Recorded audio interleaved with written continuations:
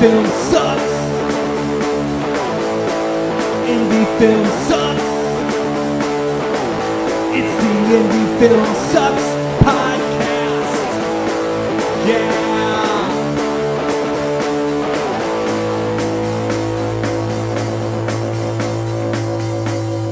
Coming at you from the mean streets of St. Louis, from a basement on South Broadway, the Indie Film Sucks podcast.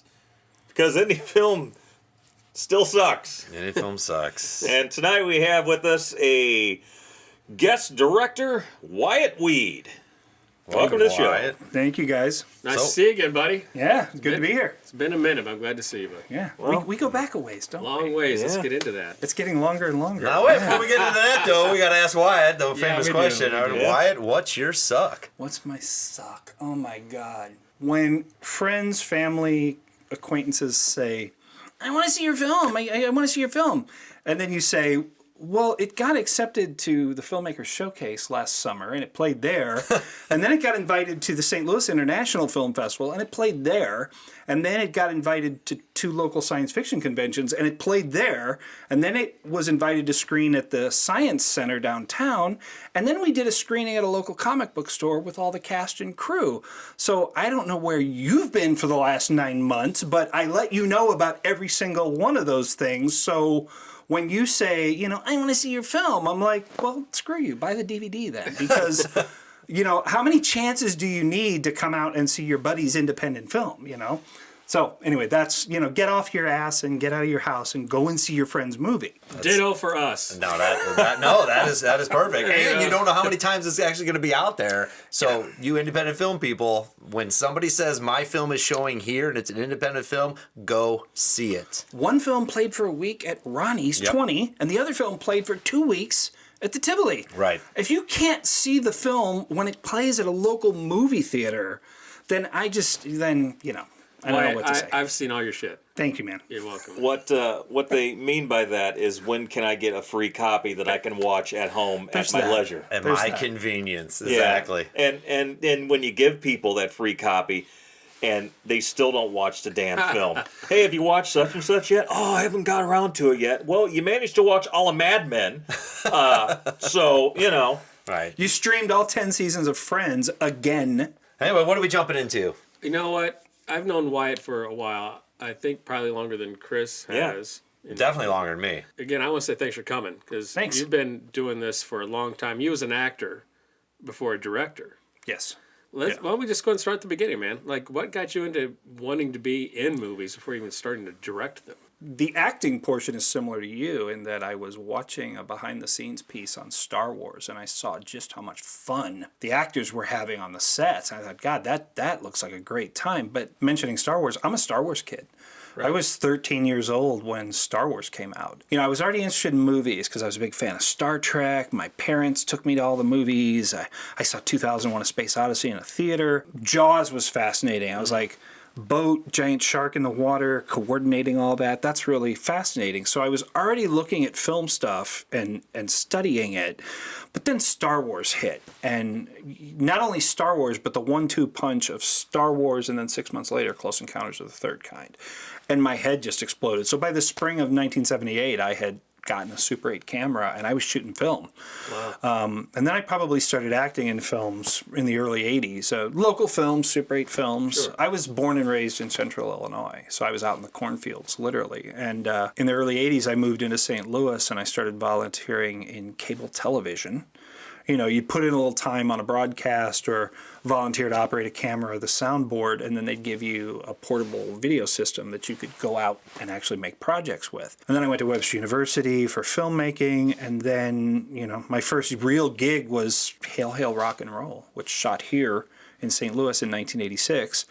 And then I moved out to LA in 88, and it was jack of all trades to pay the bills. It was started off with acting, realized how hard that was going to be, so I started paying the rent with special effects gigs, and then the special effects gigs started leading to above the line stuff, the writing, producing, directing. And then I got to love the writing and directing so much that, I went that route for a long time, and now I'm coming back to acting. But now I'm coming back to acting as the character actor and not the the young leading man. So you're a jack of all trades, more or less. You paid attention at a young age because you knew you wanted to elevate. well, I don't know that I knew at that age that was going to happen, but what ended up happening then is if you know everybody's job, it's hard for them to bullshit you. That's true. It's hard for them to lie to you. And I've had people do that. Well, that lens can't focus like that. Bullshit. Yes, it can. I know it can. So if you know everybody's gig, you know how long things are going to take, you know what things should cost. And then as a director / producer, you can speak with authority. You know, you're not the director stomping his foot going, I want what I want. If a producer walks up to you and says, hey, we just found out this is going to cost this much, I can calmly say, oh, well, it's not worth that much money to me. I'll film it like this. Don't worry about that. I'll film it like this. So, yeah, if you know how long things are going to take, what it takes to get them, you become much more reasonable on set, which helps a lot in the indie film world. So you going out to LA and learning all these other things with special effects, was that on purpose or out of necessity?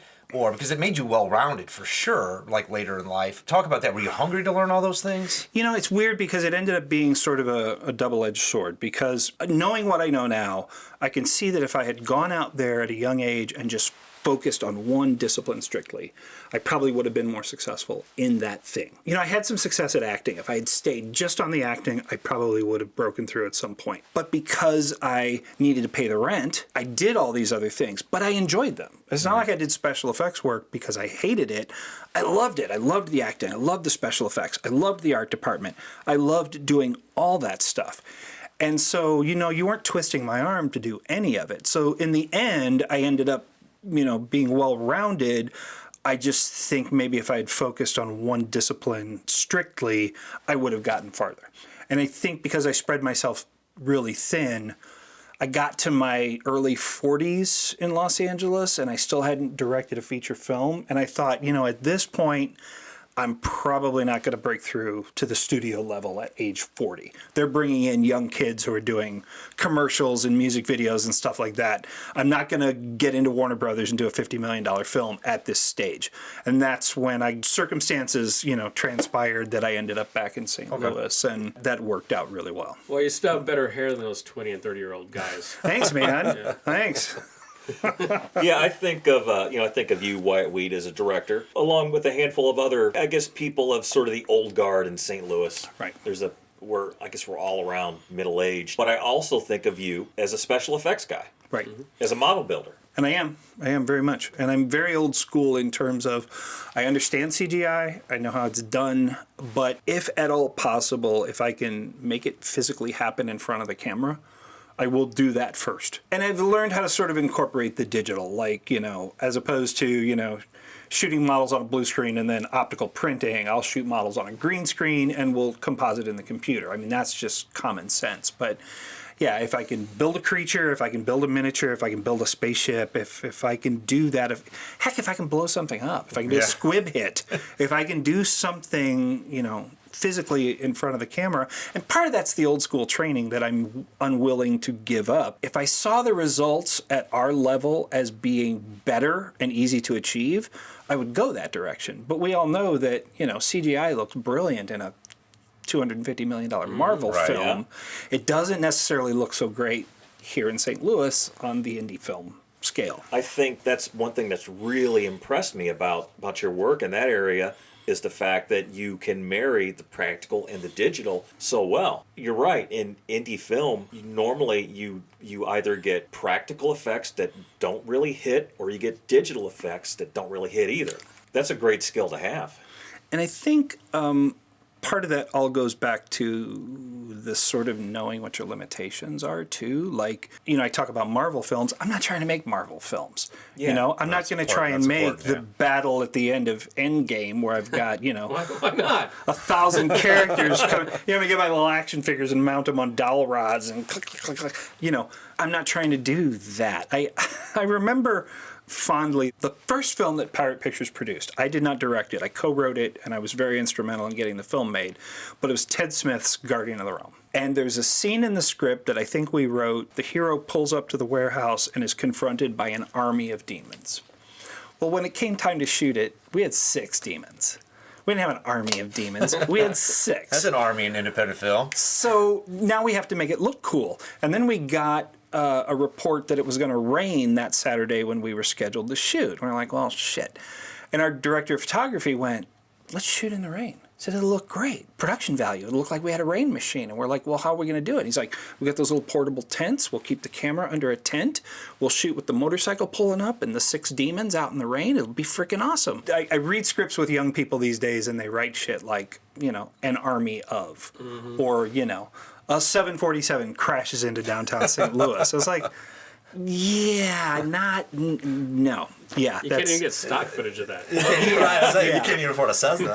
Yeah. So but it's about kind of understanding those limitations and understanding the sort of the scale of things. It's interesting. Look at like Jurassic Park 1993, which is a $50 million studio film by Steven Spielberg.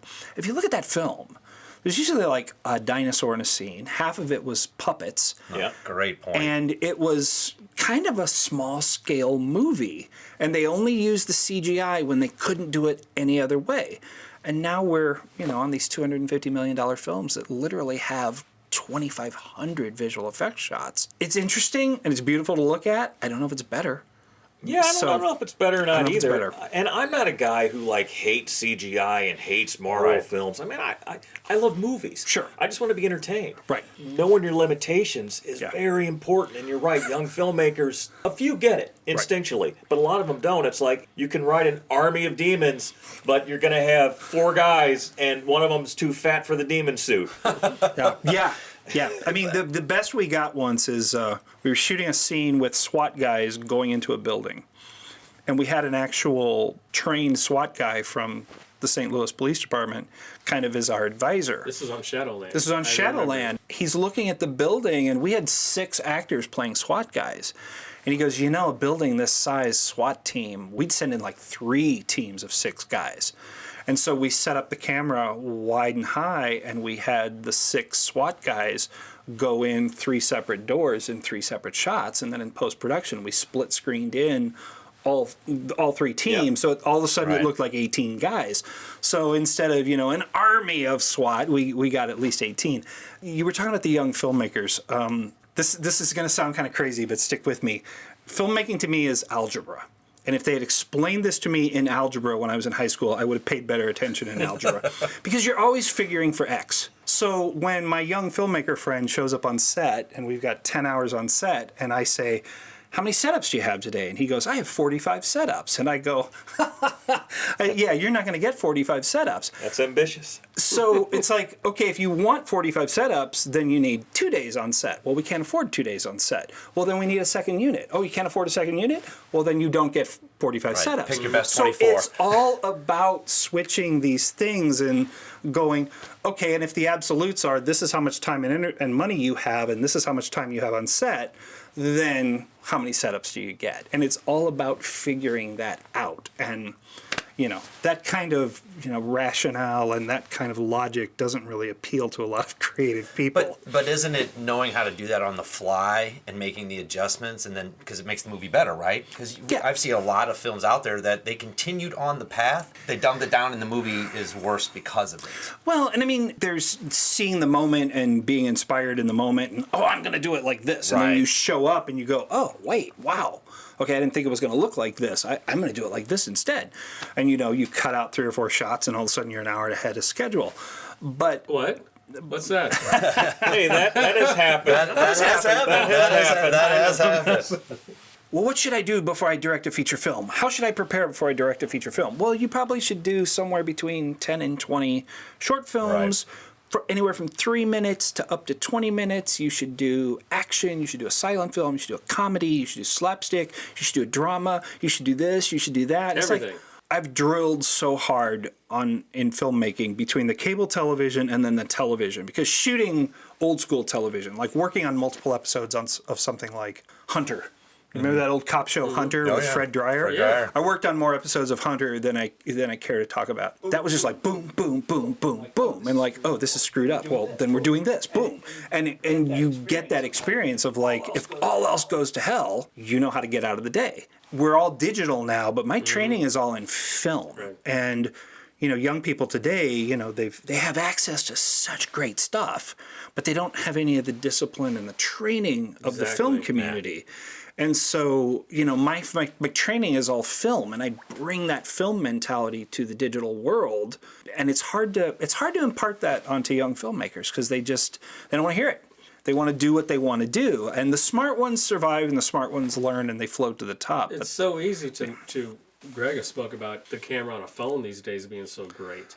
And now everybody thinks they can make a movie. And some of them still do, and they call it independent film, and they fuck everything up for real independent filmmakers, Well, that's the real difference is everybody can make a movie. Right. Anybody can make a movie. I had someone tell me once, we were having a discussion about the value of fine art versus film. She said, it takes real genius to paint a picture. Any idiot with a camera can make a movie. Conversation ended shortly thereafter. but there is some truth to that. That doesn't mean you can make a good movie. Right. Well, or paint a good picture, Yeah. or right? It's all subjective anyway. So, And it's funny because I do feel like, strangely, I feel like if you've got access to a camera, you probably should do something. I mean, I'd love to see you're an 80-year-old man out on a farm somewhere and you've got a decent cell phone camera. Shoot some stuff. Record yourself. What do you got to say about life? What do you got? Show me your farm. Make a movie. You're a 13-year-old girl living on the same farm? Cool. Make a movie. Make a movie about your pet pig or your dog or learning how to ride your horse. It was Francis Coppola who said that with the access to everything we have today, sooner or later, the best film ever made is going to be like done by some 13-year-old girl living out in the middle of nowhere who just has natural genius. The sad part of that is it's also possible that the best film ever made has already been made. We'll never see it because it's never going to see distribution or the light of day. No, that's very true. Yeah. My 11-year-old son is getting into stop motion and different things, but just what they have at their fingertips today, and I'm encouraging everything he wants to do and just trying not to get in his way and letting him stumble over himself. But man, some of the stuff he's producing on his own to put out on his YouTube channel is pretty good stuff for, and now I'm like, okay, now I need to get you this because you're ready for it, right? Or this, or let's explain how do you do this. His son's got more followers than we do. He does. He's got quite a few. He compares with his friends and stuff. But I watch some of the reels and stuff, and some of it is just genuinely fascinating, and some of it is just, what is this crap I'm watching? And there's a whole generation of kids out there that are just swiping through crap, and that's their entertainment. I know. Yeah. That's the hard thing to break through with these days. All right, before we go down a rabbit hole, Yeah. I'm going to bring you back. Okay, sure. So you leave Hollywood, and I heard you say Pirate Pictures. Well, let me specifically say about Hollywood that I got out there when it was expensive and it was busy. After 18 years, it was unbelievably expensive and unbelievably busy. It only ever got worse.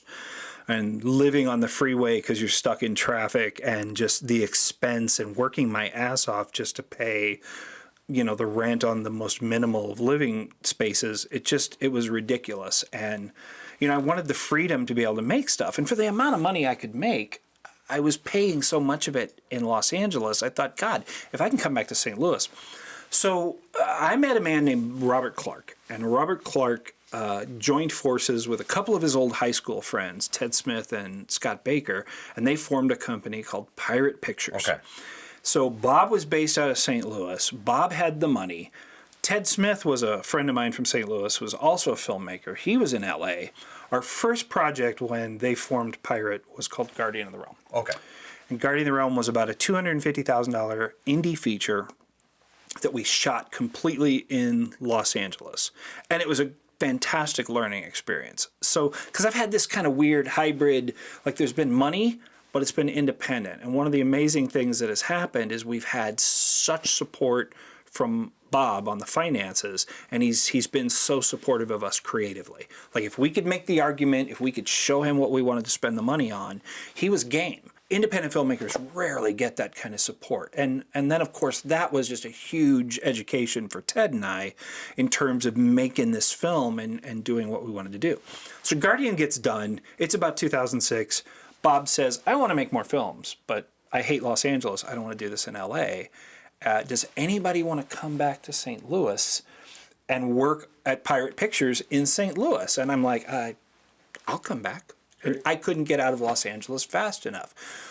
So I moved back to St. Louis. I joined Pirate Pictures, and we started working on a couple of projects, editing some things, doing some corporate work. And the first thing that came out of Pirate Pictures and me and Bob working together was my first feature film, which was called Shadowland. And at that point, I had already done second unit on feature films. I'd done a pilot for television. I'd done short films. I'd done music videos. So, kind of following my own advice. I actually described myself, going into Shadowland, I described myself as the most prepared first-time director I had ever known of, because literally I'd second united other feature films, first AD'd other features, been an associate producer on features, and I just felt like when it came to directing a feature film, I knew what the hell I was going to do. And I did. The only thing I wasn't really prepared for was the exhaustion. Why did you choose Shadowland? Tell us what it's about, and why do you think you chose that genre at the time? The weird thing about Shadowland and some of my other film projects is Shadowland kind of came out of left field because I was trying to get the rights to a certain project, and it wasn't happening. And Bob kind of wanted to do a genre film, and so did I. And we thought horror, kind of staying in that same zone as Guardian of the Realm, because Guardian of the Realm was like Demon Hunters. Mm-hmm. Shadowland was a vampire film. And what happened is when the rights for this other project sort of collapsed, and we're sitting there like, well, what the hell are we going to do now? And Bob's got money, and we've got equipment. It's like, we're going to make a feature film.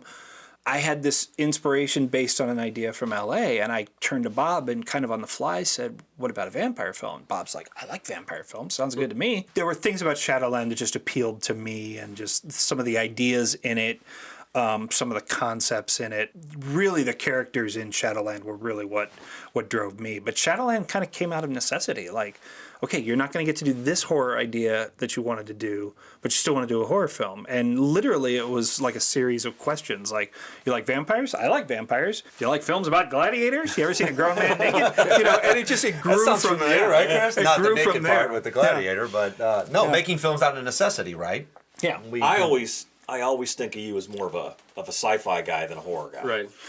Yeah, and I think I would agree with that. And Shadowland, I don't think dwelled too much. Shadowland is like the Bourne Identity with a vampire. It's about a vampire with amnesia who doesn't realize she's even a vampire and doesn't know what's happened to her. And the whole story is about her trying to figure out what happened to me. How did I end up here? So we still kind of came at it from a very different angle. But yeah, I've got kind of a list of films I want to hit before it's all said and done. Right. And some is science fiction, some is action, some is horror, some is drama. And it's, if I can get a half a dozen, 10 of them done before I'm too old to do it, that would just be fantastic. But I've definitely decided to start hitting different genres each time. Like, I don't want to just keep hitting the same thing over and over. But I do want to do the science fiction film that taps into everything I know how to do. Like, that is low budget but cool sets, spaceships, visual effects. I want it, and I've got an idea for that one where just the low budget science fiction film that everybody goes, well, that looks like that cost millions of dollars. And it's like $2. $2. We did that for $2. And you shot Shadowland all in St. Louis, right? Yes. Yeah, we didn't sell it as St. Louis. We sold it as, large, generic Midwestern city. Well, that was a pretty ambitious play you made to make that film in St. Louis. Why did you decide to go ahead and shoot it here in St. Louis? Once you've spent that kind of time in a place like LA, what we don't have in terms of infrastructure, we have in terms of so many other things. St. Louis, it's easy to get around in. I know that sounds dumb, but trying to go from point A to point B in Los Angeles midday, like doing a company change and like a location change, that's a huge undertaking. And that just takes hours to accomplish. Here, I had no concerns about saying, okay, we're going to wrap, we're going to shut down here at 11:45, we're going to grab lunch, and we'll be at our next location by 1:15. We can do it here, provided, there's not a crash or they don't have the highways torn up. It's cheaper to get stuff here. In LA, everybody's prepared for you to be making films, so they ask for money. They expect a lot of money. Here, people are just excited to be involved. Still, to this day, as dark and sarcastic as the world can be sometimes, people in St. Louis, you making a movie? Can I be in it? Very true. How can I help? Yeah. What's it about? Who's in it? So they're still excited, and we pay for stuff occasionally, but we don't pay much. Right. We pay $100 for a location, $200 for a location. So I wasn't trying to make Titanic. If I was trying to make Titanic, I wouldn't try to make it here. Right. But because I was just trying to make kind of a small scale action film that was really about cop cars and a vampire on the run, I figured. Plus, trying to do the time changes. Because we were shooting in modern day and we were shooting in 1897. Mm-hmm. And, Los Angeles, I don't even think Los Angeles has history anymore. And their history is all sort of like Spanish history, like missions and things like that. The Midwest, Chris, you know this. I mean, the Midwest can be Europe. It can be Cape Cod. It can be Chicago. It can be New York. It can be so many different things. And there was so much history here. We shot a lot of stuff in St. Charles, which is a little town outside of St. Louis. And that stuff dates back to the early 1800s. Yeah, the buildings, the cobblestone streets. I mean, it's pretty cool. We covered up a few fire hydrants. We covered up a few poles with fake vines, and boom, it was 1897. It was an affordable, easy-to-do thing in a town that, despite its problems, was open to production. But that was a big deal to St. Louis at the time, making another feature film, independent feature film. And I'm glad you brought it here and did it, because you met a lot of cool people making it. You had a really good crew, and there's a lot of great actors from the area you got to use in your movie. And I think the film looks like $1 million. I mean, literally, it looks like $1 million. It's crisp, man. It's very crisp. And a lot of people have looked at it and said, "Well, how much did you spend on this?" And you never want to tell them. No. What do you think I spent? Yeah. What do you think I spent? Yeah. I spent as much on this as you think I spent on Exactly. this. You mentioned the Hollywood thing. What was funny is, one of the actors, Carlos Leon, he was from Venezuela, and he and his people were trying to get the film distributed in Venezuela.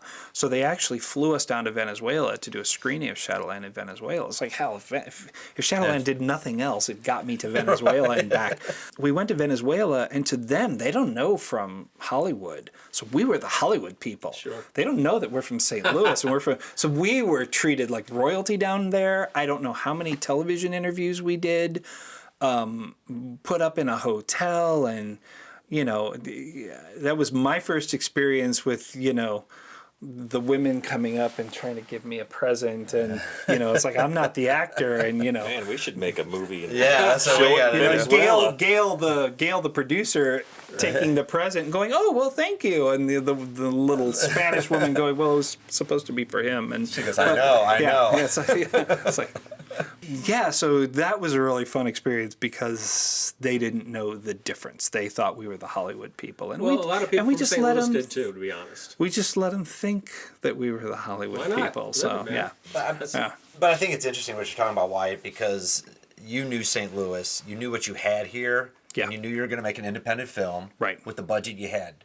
You had to get the experience in order to make that movie, right? Because that amount of money was a lot of money to make a film. So you had all that, you brought it to St. Louis, but you knew what St. Louis offered you. Yes. And I think that's important for independent filmmakers to understand is you purposely understood the environment you were getting into, what you could make, how big you could make it in St. Louis, because that film doesn't fly in Hollywood, right? Related to that on a kind of in a different way is that when Ted Smith made Guardian of the Realm, which was probably a similar budgeted film, we talked to him about, well, Ted, because Ted's from St. Louis too.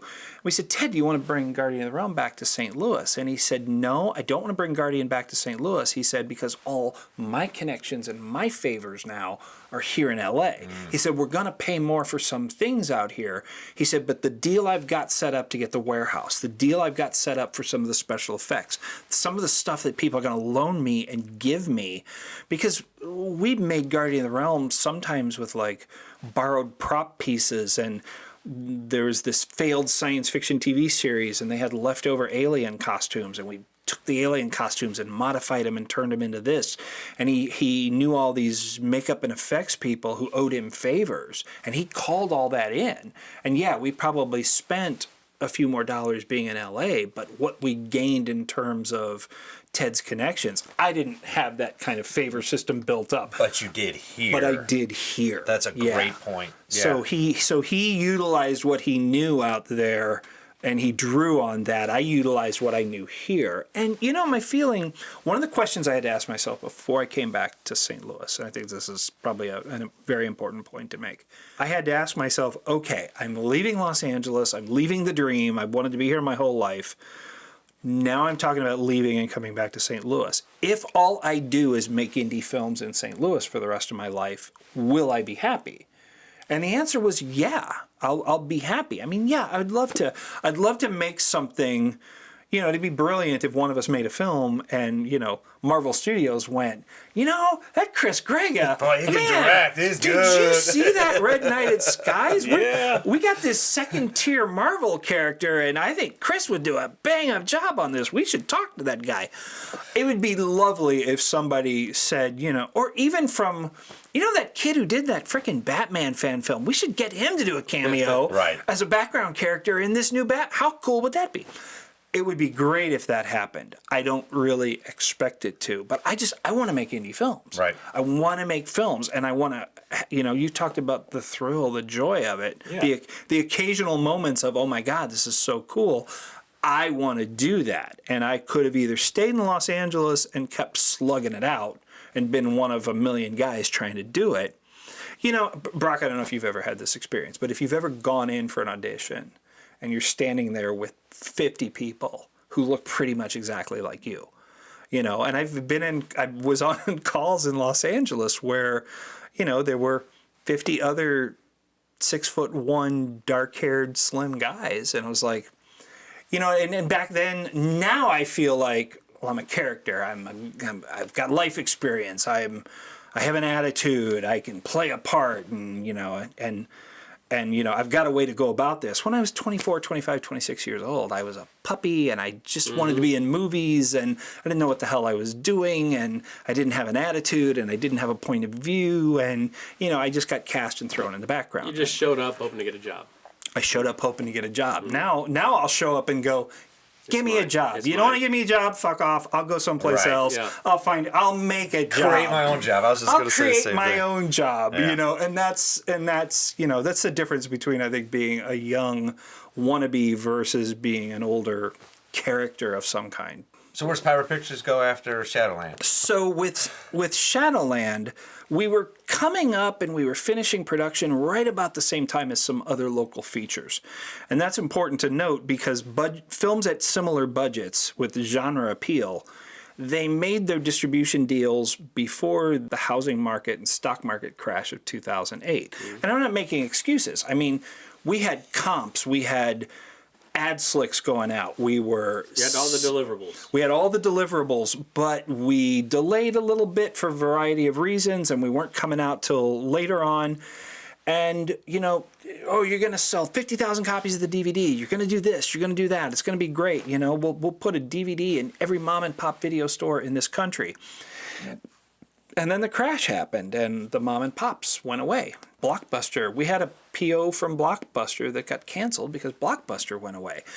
And so Thank you, Netflix. the movie ultimately still did pretty good internationally, and it did okay with DVD sales, but it wasn't what it should have been. And like films similar to ours, which got their deals put together 6 months earlier, did really well. And comparably, we should have done as well, but the world changed. And you mentioned Netflix. Post 2008, the rise of Netflix. And Yeah. you guys like me probably thought that, you know, the internet has been a lot of things, but when the internet, old school Hollywood was gatekeepers. Old school Hollywood was, oh, you want to get that film distributed? You got to have a distributor, and you got to do Right. this, and you got to do that, and you're only going to get such a percentage.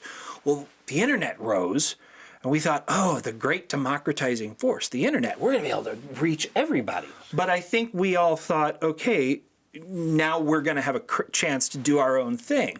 Well, then Netflix rose, and then Amazon went, ooh, we should get into streaming. And then Apple went, we should get into streaming.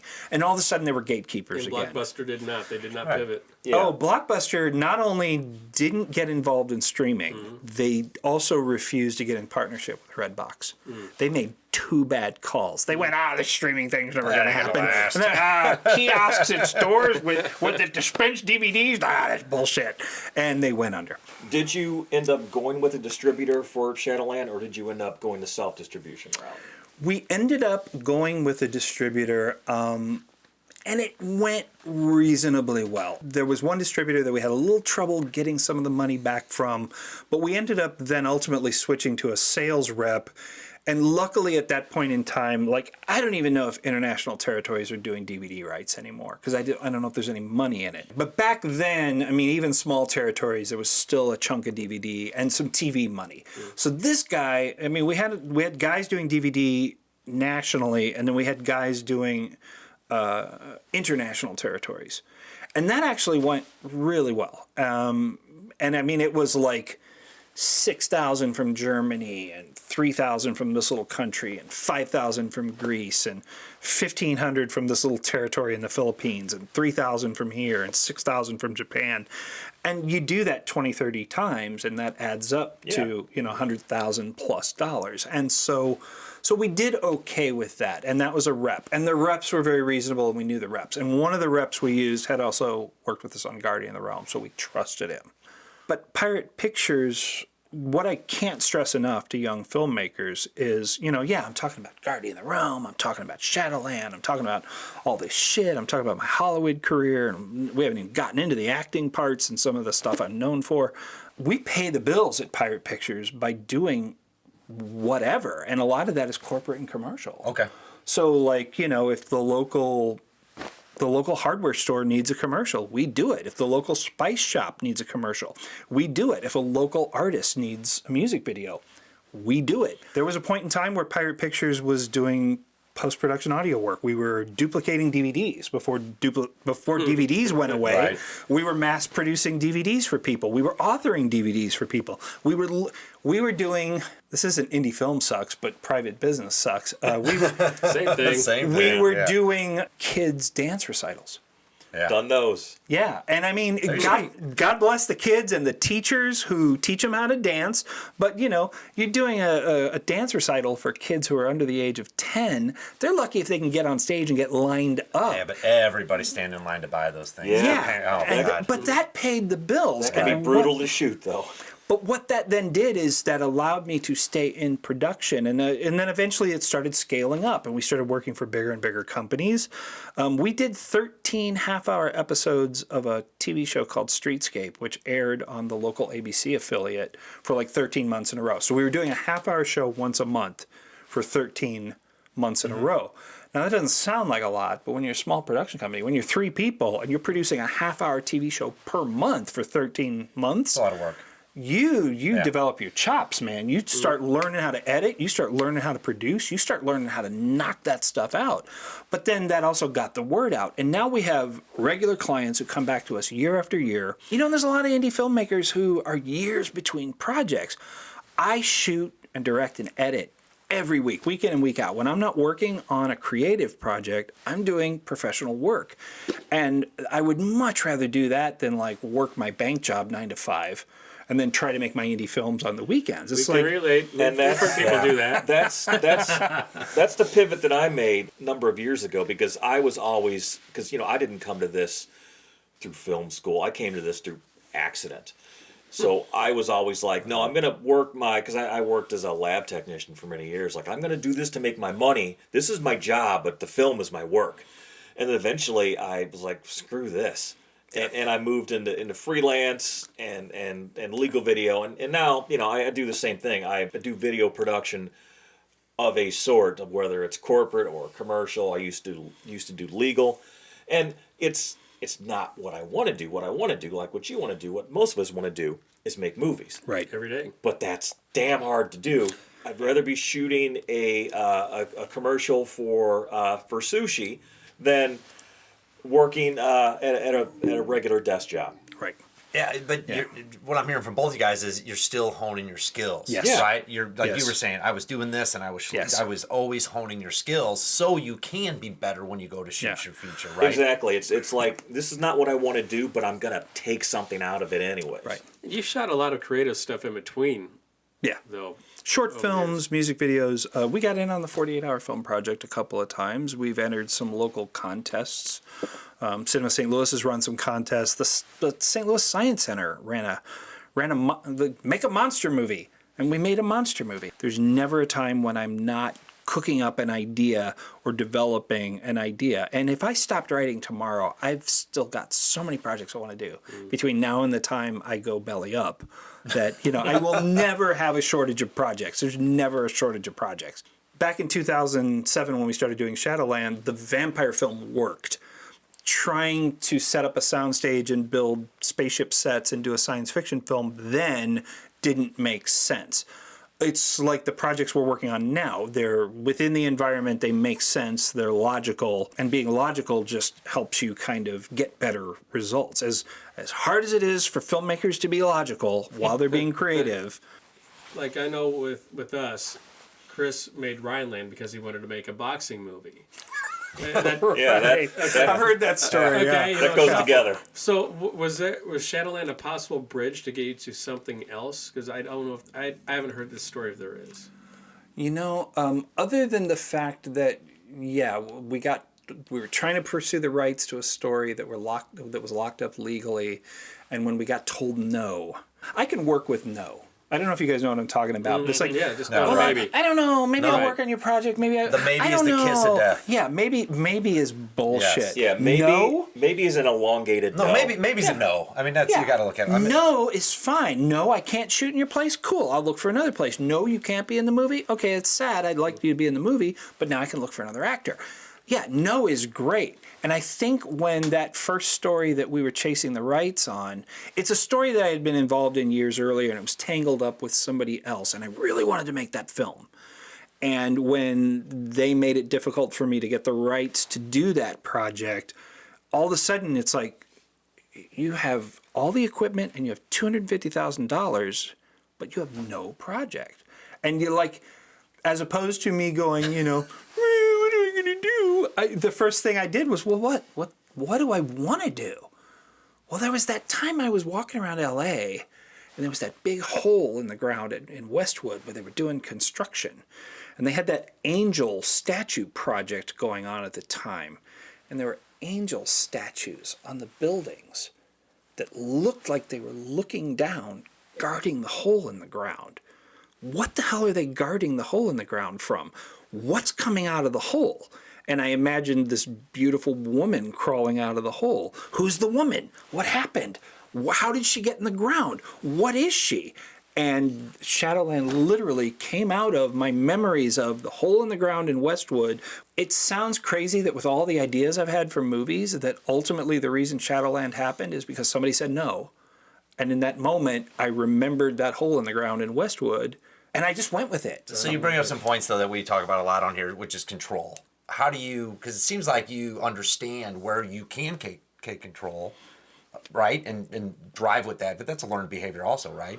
Oh, yeah. And it's definitely, well, first of all, again, I can't thank Bob Clark enough for, we've kind of moved beyond Bob Clark's financing, which is good for Bob because I don't think he can afford to spend a whole lot more money on movies. Bob gave us such unprecedented freedom. I can't even imagine what it would be like now to work at the studio level. I'd be happy to work at the studio level. But I can't imagine that I would have the freedom that I had with this guy just literally writing a blank check for $250,000 and saying, go make the movie. And the fact that he trusted Ted Smith and he trusted me and said, yeah, I like what you guys are saying. I like what you're showing me. Go and do it. The kind of film school that was, graduate school, because I've already been to film school. It informs you after a while. And I have had some young people point out to me, rightfully so, that sometimes I get a little too set in my sort of, cautionary old man indie filmmaker ways. And sometimes they come along and they shake up the status quo. And I think about it and I go, yeah, you're probably right. We probably could do something different here. We could experiment with something, or we could break out of the mold that we're in. No, that experience, indie film sucks. But I'm lucky in that the team I've worked with, the creative people I've been with on set and been in the trenches with, they've been fantastic. Mm-hmm. Yeah. The suck has come from outside influences. Well, you can't control 2008 when the housing market crashes, right? Exactly. That sucks. Well, Bob and Gail are your core group. They're both great people. Yeah. They're both working their asses off on the set. Even Bob, who wrote the blank check, Yeah. He's building a structure on the set during the day of filming, because he's an ass kicker. Bob, build this shotgun case that the vampire hunter's shotgun goes in. Bob, we need a phone booth, and phone booths don't exist anymore. Right. Build us a phone booth. And and that's what he was building. I remember. Yeah, He's and lighting rigs and camera rigs, and Bob and I one time figured out that. Well, what's involved in a car mount? The car mount. Car mounts are such a big deal. There's a whole big device, and there's all this shit you strap onto a car so you can mount a camera. And I understand what they do. I was like, well, what would happen if we just took the hi-hat and a piece of foam and a couple of ratchet straps and just strapped it to the hood of the car? Would it work? Well, yeah, it'll work, because we went out and we did it, and then we drove the Jeep around the city for a while. It's like, well, damn, that looks good. We're not spending a penny.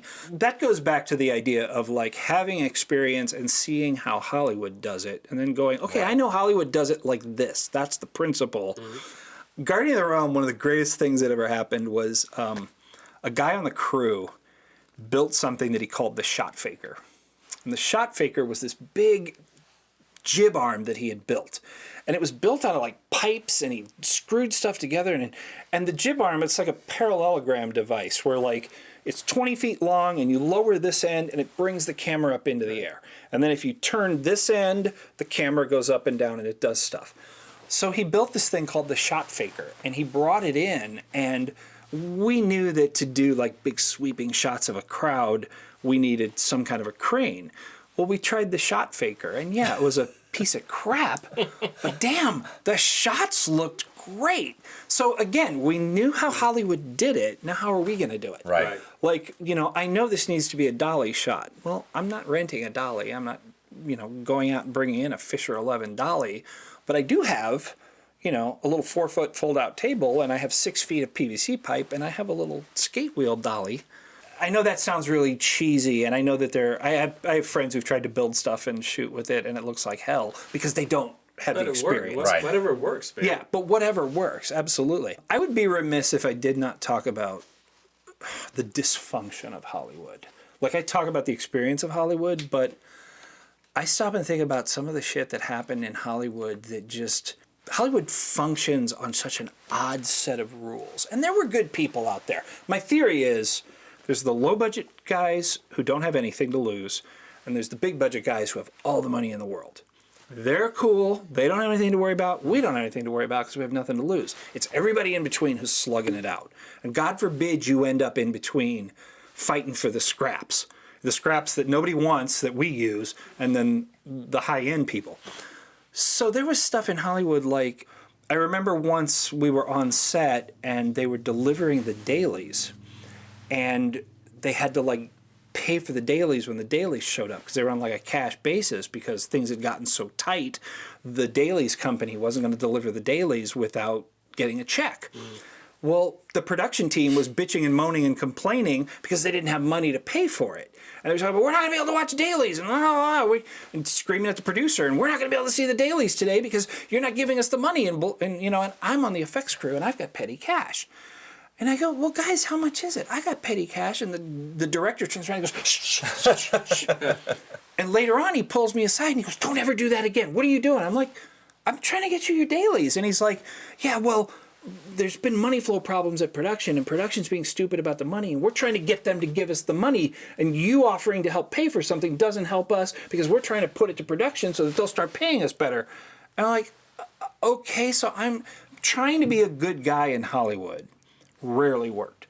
Like, I'm trying to help you out. No, we don't need your help. It's not the way it works. We're trying to fuck with the system in a way that they're fucking with us. And the shit flowed downhill. And it's like, I've screwed up and I've gotten in trouble, and now you're in trouble because I'm in trouble. And, we've screwed this up, but now it's your turn to fix it. And there was so much dysfunction. And I've even seen, I never took advantage of it, I swear, but I'd walk into a production house to pick up dailies because I was a PA and nobody looked at me twice. I'd go into a production house as a producer on a film project to sit in a color correction suite and supervise color correction getting done, and all of a sudden the cute girl running the front counter was all over me and wanted to get to know me.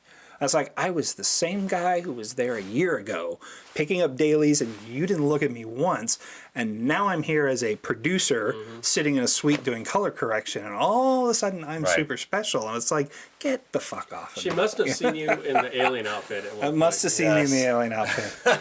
Yeah, so, Well, yeah, and it's Specifically, the Predator the outfit. Predator Yeah, outfit, that's Predator 2. For those of you who don't know, I was a Predator in Predator 2, the end sequence of Predator 2, where all the Predators decloak and surround Danny Glover. I was specifically the Boar Predator. And I was not the Boar Predator at the time. At the time, they weren't called anything. It was just, hey, you, stand over here. It was the fans years later who dubbed them the Lost Tribe and named each one of them, and the production company and the makeup effects people sort of adopted those names. So Thank God for the fans. yeah, well, and in 1990, when we did Predator 2, oh, we're all going to be superstars. This is going to get us work. And Predator 2 kind of came and went. It wasn't as big a hit as the first one. It's like, okay, well, that didn't work. And we moved on. And then years later, the internet and the resurfacing of the Predator films. And I was at a science fiction convention promoting Shadowland. And a friend of mine walked up to me and he goes, weren't you a Predator in Predator 2? And I'm like, yeah. He says, weren't you on Star Trek The Next Generation? I'm like, yeah. He goes, there's a guy over there who played a Hare Krishna zombie in Dawn of the Dead 30 years ago, and he's getting $30 a pop for signing autographs. He's like, why aren't you fucking signing autographs right now? It's their money. And the light went on in my head, and I went, why am I not signing autographs right now? So as a test, one of the next shows that we went to, I took Predator photos. Because another fun story, back when we were shooting Predator 2, oh, no cameras on set, no cameras on set. Well, I snuck my 35mm DSLR onto set, and then when things were kind of quiet, I turned to my handler and I said, can we get some photos of me? And he's like, yeah, we can get some photos of you. Nice. So there's a photo of me standing there with my head off in my full suit, and then we stepped outside the stage, put the head on, and I've got these shots of me as the Predator. Well, in 1990, what the hell were you going to do with 35mm pictures? You weren't going to release them on the internet. There was no internet. Right. The best I could have done was maybe have sent them to Fangoria magazine or something. Right, that's still... So many years later, I was able to digitally scan the negatives and make these nice photos. And now Stan Winston has actually pulled my photos and put them on their website No shit. as the Boar Predator. And it's like, yeah, that's my photo. Thanks for asking me my permission, but I never asked you if I could go sign autographs. So Right. let's call it even.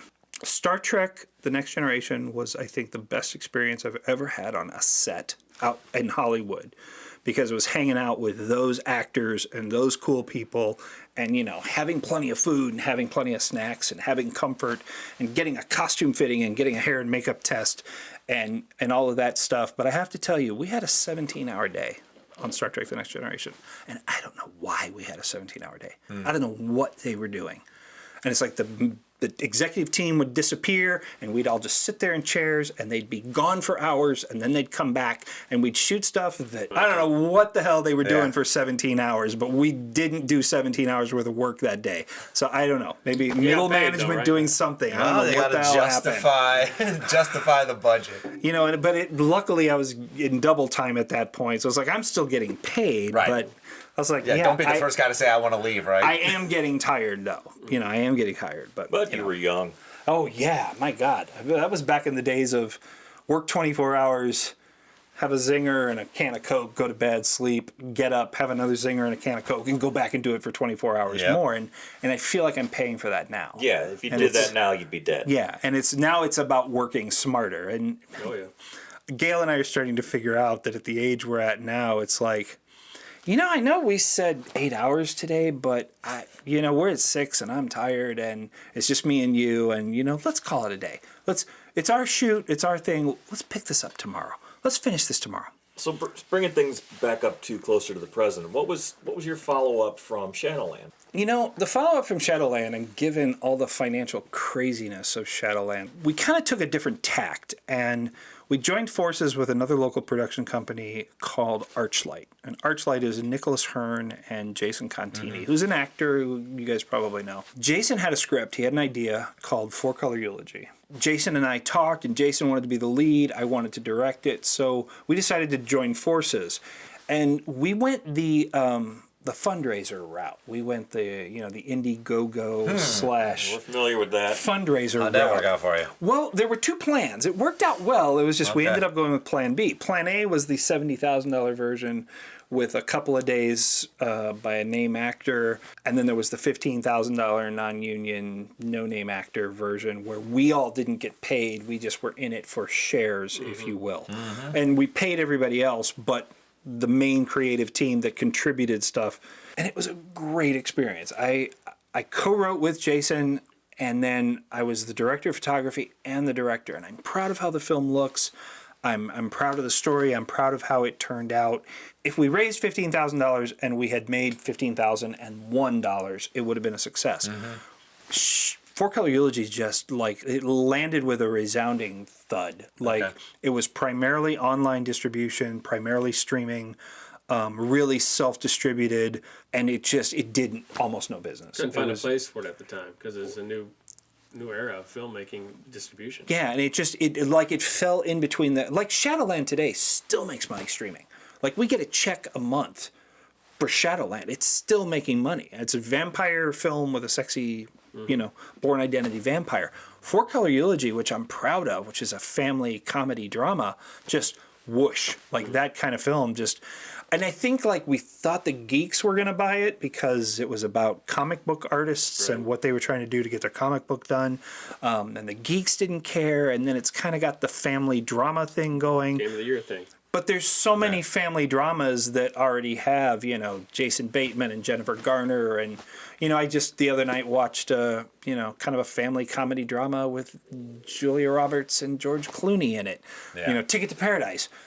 So why do they want to watch, Jason? So it wasn't a genre film. It was a straight up comedy drama, and nothing happened. Of course, we weren't out money, and the experience was fantastic, but it just did nothing for us. And our plan had been, if this is successful, we'll take that money and we'll funnel it into another one, and we'll funnel it into another one. We'll funnel it into another one. When the first one didn't really do anything, we just kind of went, okay, well, that's the end of that experiment. Yeah. Do you think That's not going further. Do you think that speaks to the power of horror films? It speaks to the power, really, of any genre, particularly horror films. And it speaks to what happens when you don't have a name actor. Yeah. Because we had talked about a particular actress that Jason and I sat down one day and I was like, who do you see in this part? I see this actress. And I went, oh my God, I see her too. And we talked to her and we got a price out of her. And if we'd raised the $70,000, we could have done it.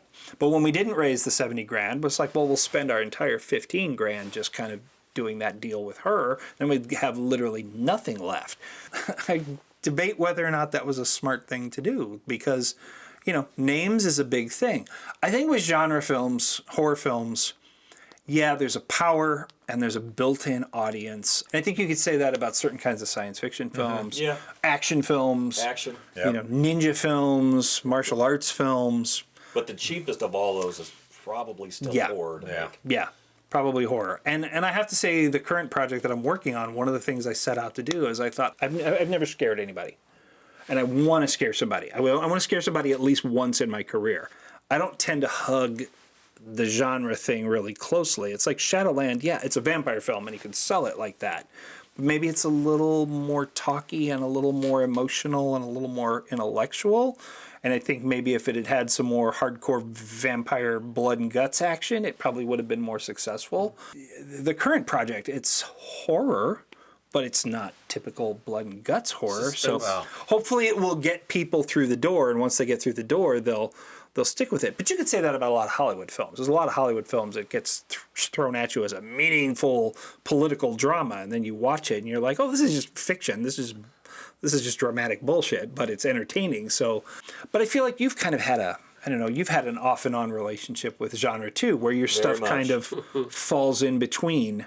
Probably Rhineland was very distinctly a war film. It was. And then Sound of Nothing was very distinctly a post-apocalyptic zombie film. But even that, it's like drama and character development and suspense. Smart scripts. Smart scripts when people just want, That's a criticism we've had about Sound of Nothing is, it's too talky, too too character driven, not enough action driven. Right. I can't argue with that either. Right. Well, we found even during our research and trying to find that formula, man, the subgenres and just finding that niche or that lane in that subgenre. Because even in horror, right, it's slasher, thrasher. It's do you just do the spooky scares, right? It's just so there's so many other So how do you appeal to the most of those?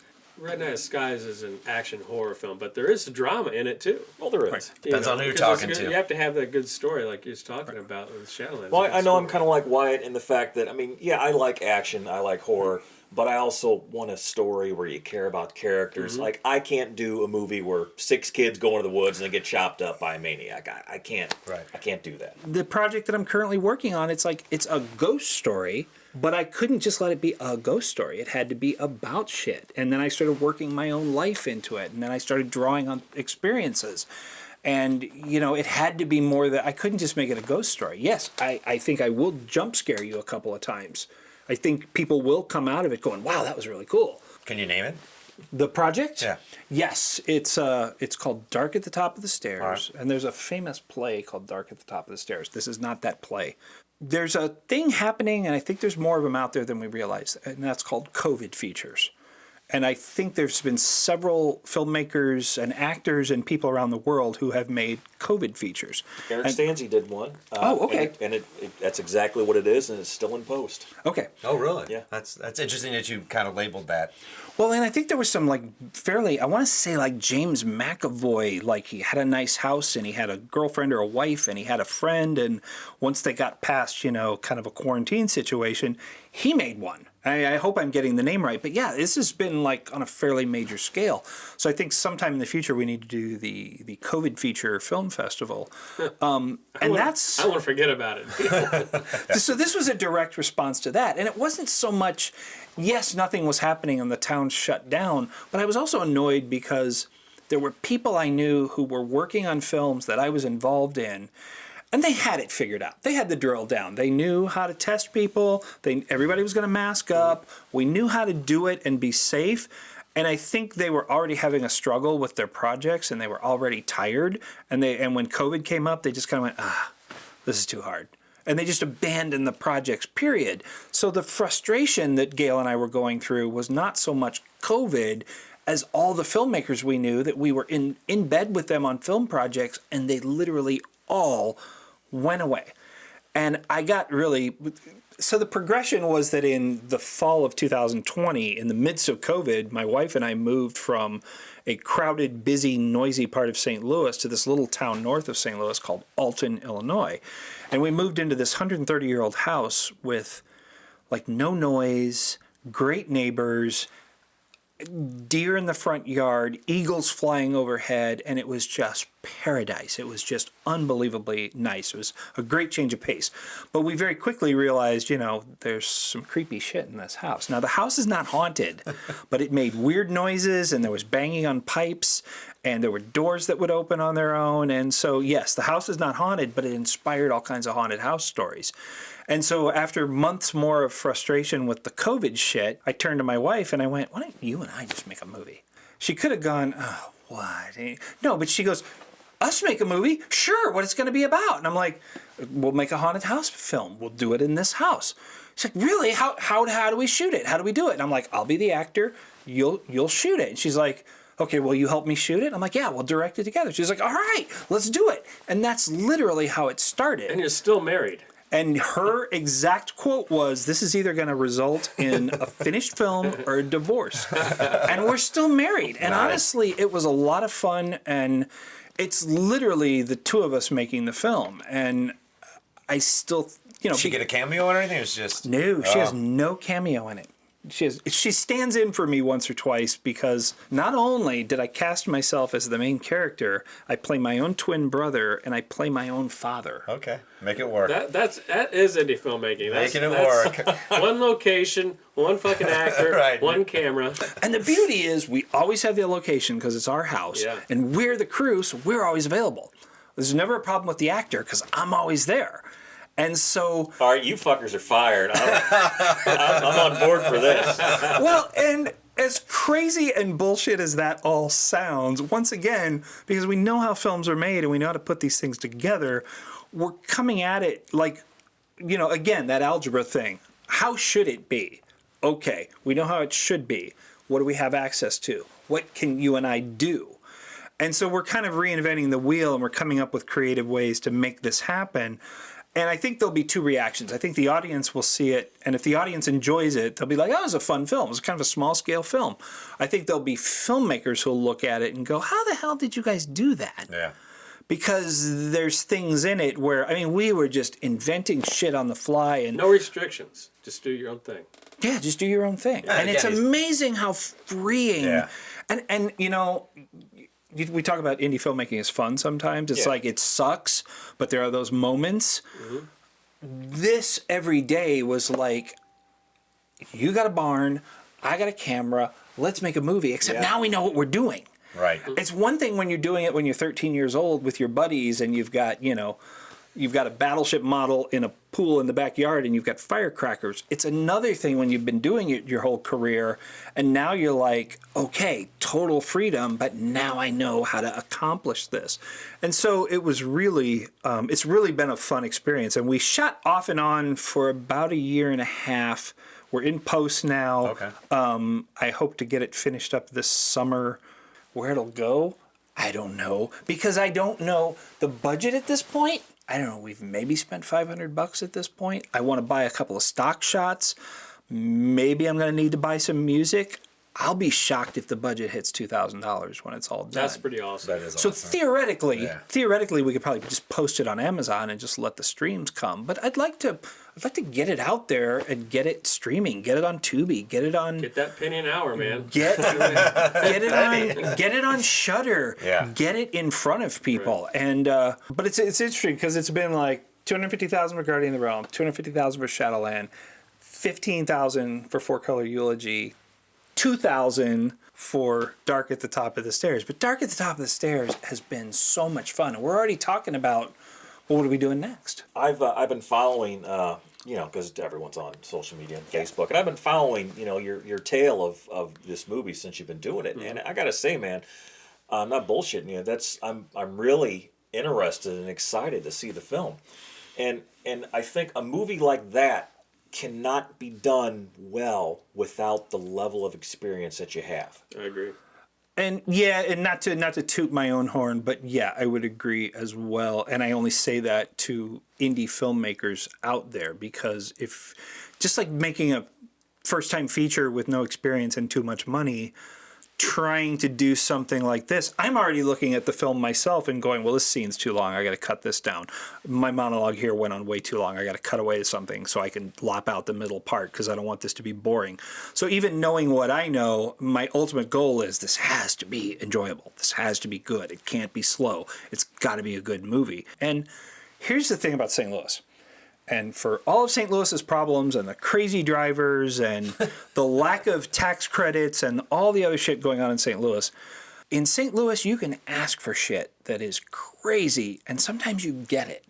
And so Absolutely. we went to Higher Education Channel, which is in Maryland Heights, and they have this huge, beautiful building with this giant lobby. If I was going to shoot the interior of Wayne Industries in St. Louis, I would use this building for Wayne Industries. It's that cool. And we went to the HEC people and we said, we need a doctor's office and we need an elevator and we need like the lobby of a professional building. Can we shoot here? And luckily we'd done some favors and some exchanges of favors with HEC. And so HEC was like, yeah, we can work this out. We can do this. Okay, when can we shoot? I cannot stress enough how much fun it was to just be completely, the only limits were us. The only limits were us. And that was just so creatively freeing. And I hate to see my budgets keep going down incrementally, but the fun has been going up incrementally. So we'll see. I mean, if this thing does nothing, And you're not out any. Right. yeah, then we're not out anything and Gail and I are still married. If it does something, that's going to be really encouraging to me to, you know, well, what do I do now? And what kind of a set can I build in my basement? And can I do that science fiction film? And can I shoot green screen spaceships in my living room? And I know that sounds insane. I got to give credit. One of my inspirations was a filmmaker named David F. Sandberg. And David F. Sandberg directed, I think I think he directed one of the Annabelle films, and he directed Shazam and Shazam Fury of the Gods. And the guy is from somewhere in Europe. He's from like Norway or Sweden or something like that. And he did a series of YouTube videos. And his comment was good enough. And he got known for doing these short horror films, and he'd do them in his apartment with his wife, who's an actress. Shit. And they were simple ideas, like one of them, it's like, you know, every time she turns off the light, there's a silhouette at the end of the hall. And when she turns the light that guy back did on, that. Okay. yeah, that's David F. Sandberg. And they're simple, like 3 to 5 minute short films with one horror idea done extremely well. And he does a bunch of behind the scenes stuff. And he's like, well, you know, I could have done this and I could have done that and I could have used the computer to do this, but you know, I did it like this and that looks really good. So good enough, moving on. And I did this and I did that and I just taped the light to the wall and that gave her a backlight and I could have done this and I could have done that and it would have looked better. But you know, that was good. Good enough. Moving on.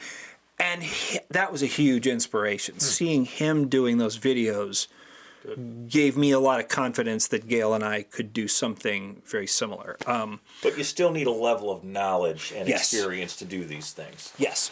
And that's, I mean, that's not to say that, you know, the best way to get that knowledge and experience is Yeah. just to start doing it, start making movies, fuck up a bunch of shit. Yeah. Do it cheaply. Yeah. Do it cheaply. But Yeah. that's like, you made your first feature, I think, the right way. I Sure. think I made mine the wrong way. I did 3 shorts, said, okay, let's make a feature. I know what I'm doing. Not at all. Not even close. Film is such a communal experience.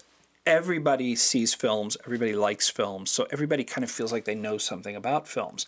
But if you don't know how to make films, yeah, you can say whether or not you liked a film, and you can even say what you think is wrong with the film or what they should have done. But if you're not a filmmaker, you don't really know. I see a rash of older people, and when I say older, 40-something, 50-something or more, and film is their second career. Or like, oh my gosh, I always wanted to be a filmmaker, but I was an industrial designer. I always wanted to be a filmmaker, but I was a police officer. And then they decide they're coming to film later in life. That's great, except that older, more mature people who are already professionals have a really hard time learning what they don't know. Yeah. So they, well, you know, I've been a lawyer my whole life and I raised a family of 5 children. I think I can direct a feature film. No, you can't. I don't stop making feature films and say, well, I think I'm going to be a doctor now. Yeah. It doesn't work that way. And so I think, unfortunately, older people who are kind of set in their lives really need to have an open mind. And theoretically, they should be able to learn all the tricks and move up through the ranks much, much quicker than when you're 20 years old. But I really think they still need to kind of do a crash study course and figure out, okay, what do I know about filmmaking and what do I not know about filmmaking? And people who are peripherally involved in the film industry, okay, you're an actor and you've been an actor your whole career. You've been on set your whole life. You probably do have a real sense of how films are made. Do you know about producing? Do you know how to break down a script? Do you know how to schedule a film? Do you know what that kind of stuff is really going to cost? Or what happened behind the scene to get all that shit to the set that day? And if you don't know that, you know, or if you're, I know a lot of special effects artists who move into directing. Yeah, you know how to do special effects. Do you know about story? Do you know about drama? Do you know, you know? I think you've spoken to your culture shock the first time because you were always just an actor in front of the camera. Always an actor. And on Red Night, you stepped behind the camera on the producer side. I was blown away, and I wasn't trying to be a Mr. Know-It-All or say I was there to learn and soak it up. Right. But I was overwhelmed by the amount of stuff that happens, especially on an independent film where you wear multiple hats. Yeah. And you better be ready to wear multiple hats because you don't know what hat. You don't have the blank hat, write it on there because you don't know what you're going to be doing. Because my feeling on an independent film is if you know what all the departments are supposed to be on a real feature, on a big budget Hollywood feature, you can sort of replicate them on a lesser basis on an indie film. How many days was it shooting this? Approximately. I'm going to say it was approximately 30, probably. Now, these were not killer 10, 12-hour days. I would say we averaged 8-hour days, but we had a lot of partial days. Like, we'd do 6 hours this day, 4 hours this day, a 2-hour pickup the next day. production spread out over many, many days, but I'd say all total it was probably closer to about 30 days. Which has got to be kind Full. of a good feeling. We're only going to shoot for 4 hours today. Yeah. Right. Well, when it's just the two of you, you figure out how old you are very quickly because typically you've got a PA. And if we're shooting in the attic and all the equipment is in the basement, and we have a 2-story house with an attic, so that's 3 flights down, 3 flights back up, and we need a sandbag. Poor Gail, because I know you was upstairs Yeah. just rattling off. Wait. Oh, man. Waiting for your And- shot, wondering where the. But it very much was, I mean, we very much collaborated. Like, you know, I had a vision, I wrote a script, but then I'll tell her what we're doing and what I want, and then she'll shoot it and she'll tell me what she thinks, and then she'll throw ideas at me. And I'm like, this is the scene, this is what I'm thinking. And she'll go, okay, what about this? So it's very much when it's going to be a film.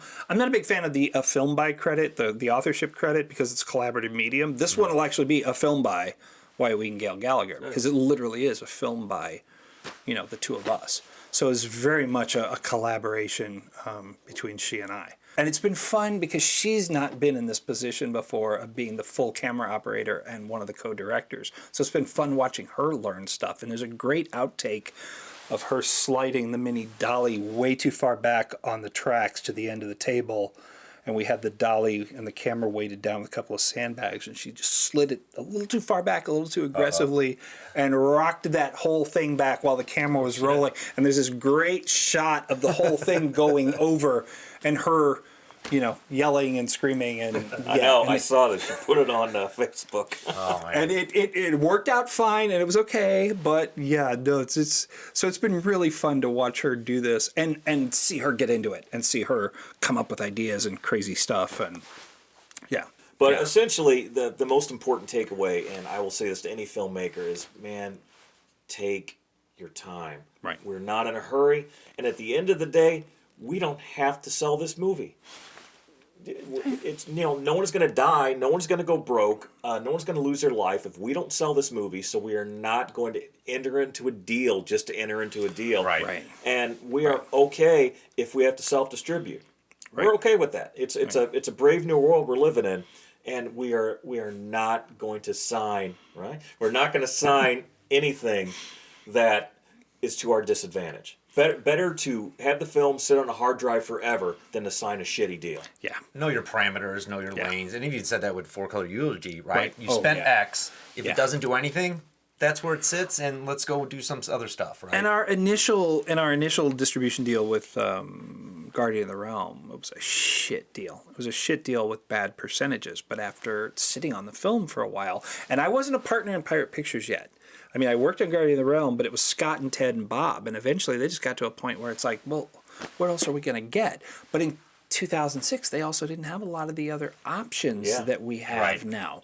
God, Guardian of the Realm is such a great genre exploitation film, more so than any of the films I've made, that they could have done. They probably would have done just fine these days because Guardian of the Realm, it's got everything. It's got boobs and blood and action and sexy girls.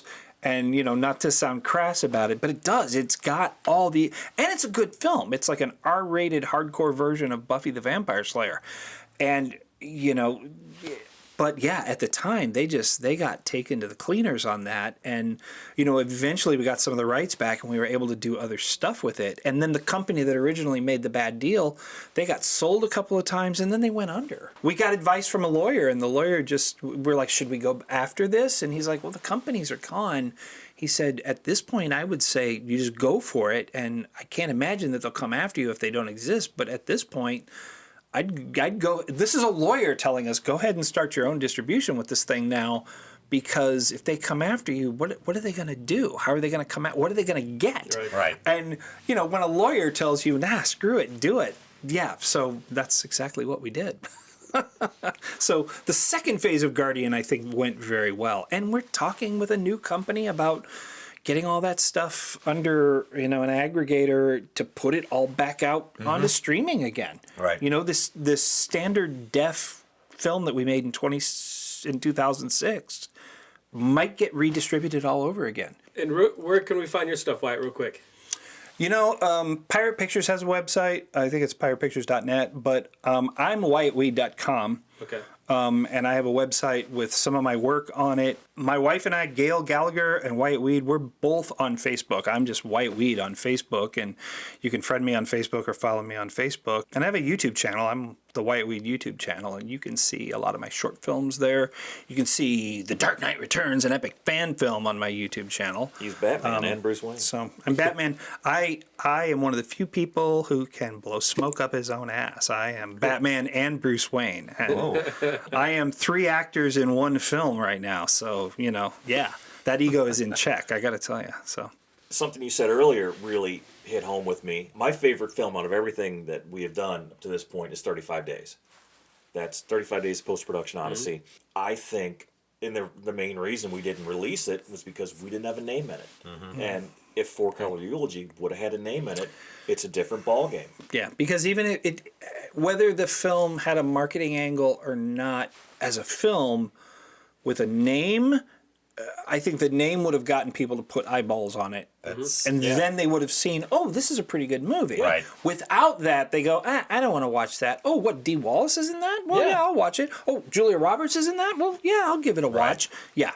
That's the game. And I guess from hindsight's 2020, spending the $15,000 or whatever it would have taken to put that name in there would have been worth it. Yeah. But, at the time. And now Dark at the Top of the Stairs at 2K has me in it, and I'm not a name. I mean, there's a couple of Predator fans out there who'll probably get all excited about it. But for $2,000, it doesn't matter. For $2,000, it could have been a puppet that looked like me, and it probably would have been fine. Which that's a whole other film we can make at some point in time. I did want to at one point make a zombie film with finger puppets. All right. There is one final thing I'd like to end on, and that is, we talk about experience, and we talk about encouraging young filmmakers to get plenty of experience before they bite off a big chunk, before they, make plenty of short films, get on sets, make sure you're prepared, don't waste a lot of money your first time out. Like you said, your early work is not going to be good. That's okay. My early work wasn't good. Your early work wasn't good. You're going to suck at first. There's suckage to be had. But I have to say at this point, and knock on wood, hopefully I haven't jinxed myself, at this point with all the Hollywood experience and all the stuff I've done and all the disasters I've seen, you can't scare me anymore. I've been involved in so many things that have gone wrong or gone belly up, and I've had so many things, screw up. It's like something blows up in front of me, something goes to hell, and my first reaction is, okay, well, how do we recover from this? There's been so many disasters and so many, setbacks that usually my first reaction is to take 2 steps back and go, okay, well, how do I fix this? And, I cannot encourage people enough to get the experience. And there's something to be said for craftsmanship. The idea that if you put, 10,000 hours into something, you are a craftsman level at that thing. And no, I don't expect everybody to put in $10,000 on indie films before they make their own feature film, but having the hours in really does help. Compare it to like driving. You start out as a driver and you're nervous and you don't know what to do on the road. And by the time you've been driving your whole life, it's like, oh, this is ice. I know how to handle that. Oh, this is snow. I know how to do this. Oh, these conditions. Yeah, I'm just going to stop driving today. I'll start driving tomorrow. I cannot stress the experience level enough. You want to get to the point where nothing scares you anymore. Except Apache helicopters. Those are terrifying. Okay. But other than that. Well, the other very terrifying thing that we always talk about, and you know what it is, don't you? What is that, Mr. Gregor? Nudity? That would be the highs, the lows, and the in-betweens of true independent filmmaking on the Indie Film Sucks podcast and in life, brought to you by 88mm Productions, and it's on all the places that you find this stuff. Appreciate you coming on, man. Thank you. This has been fun. A lot of great information. Appreciate it. This has been fun. Yeah, awesome. All right. We're out of here. All right, peace. Keep sucking it, everybody. Indie film sucks. Indie film sucks. It's the Indie Film Sucks podcast. Yeah.